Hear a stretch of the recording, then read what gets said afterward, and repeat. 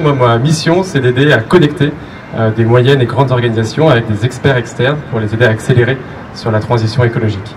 Voilà, aujourd'hui, Little Big Connection, c'est une marketplace qui aide les entreprises à piloter, à sourcer les experts dont elles peuvent avoir besoin. Et moi, je m'occupe de tous les enjeux liés à la transformation durable.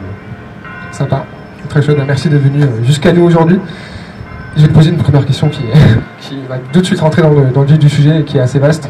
Comment est-ce que toi, tu perçois la place des entreprises, des organisations dans la fameuse transition écologique au sens, voilà, les boîtes les acteurs, on va dire, qui essaient de faire des choses cool pour la société, pour l'environnement. On va dire, on va appeler ça la transition écologique, mais ça englobe plus que ça. Comment est-ce que tu vois la place justement des entreprises là-dedans? Centrale.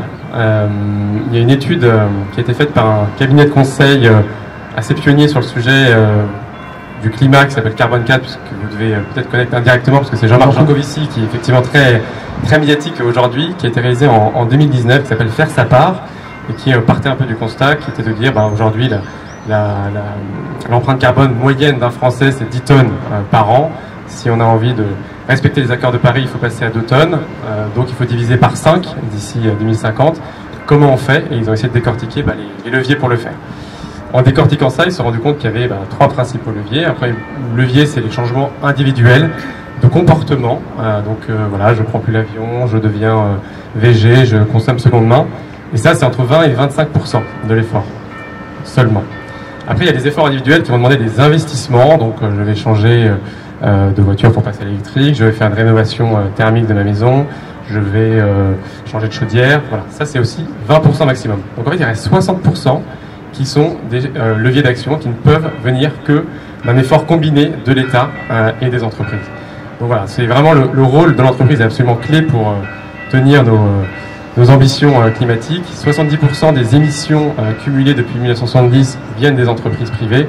Donc évidemment, voilà, les entreprises font partie du problème, donc elles doivent faire partie également de la solution. Même si évidemment les entreprises bougent pas juste elles-mêmes, elles bougent parce qu'il y a un écosystème derrière qui les font bouger, que ce soit l'État via la réglementation, que ce soit les consommateurs via la consommation différente, que ce soit les salariés qui sont de plus en plus exigeants, etc. Ok, et comment est-ce que tu vois cette évolution? Est-ce que tu as l'impression qu'il faut que ce soit les consommateurs qui exigent des entreprises plus d'engagement, ou à l'inverse, c'est les entreprises qui doivent s'adapter et donc proposer des solutions adaptées justement à la transition à leurs consommateurs, à leurs clients? Ouais, en fait sur la partie je pense qu'effectivement il faut les deux. Sur la partie consommateur, je n'attendrai pas ça. Je pense que c'est une conception qui est quand même un peu bobo du sujet. Et aujourd'hui, on le voit, il y a une difficulté économique majeure, donc les consommateurs, pas tous, mais dans une grande majorité, vont finalement aller chercher ce qu'ils peuvent se permettre d'acheter. Et clairement, un certain nombre de produits, pas tous non plus, mais qui sont plus respectueux de l'environnement et des droits humains, sont quand même plutôt plus chers. Donc si on attend tous des consommateurs, je pense que malheureusement, ça ne suffira pas, en tout cas, ça n'ira pas assez vite.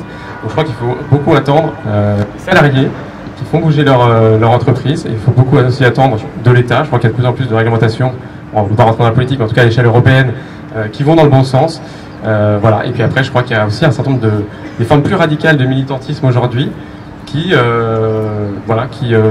servent aussi, je pense, à remuer un peu les choses dans les organisations. Et voilà, je crois qu'aujourd'hui, ça peut servir, même si évidemment, je crois que toutes les formes de militantisme servent, et des freelance for good, impact, c'est une forme de militantisme clairement.